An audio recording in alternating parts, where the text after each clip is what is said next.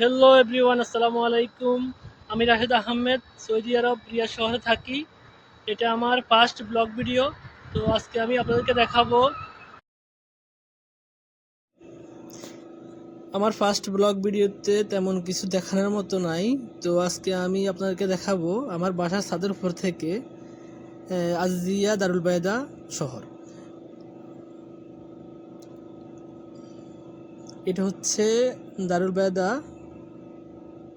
শহর আমার বাসার ছাদের উপর থেকে। আর এটা হচ্ছে আব্দুল কাদের রোড, দারুল বায়দা।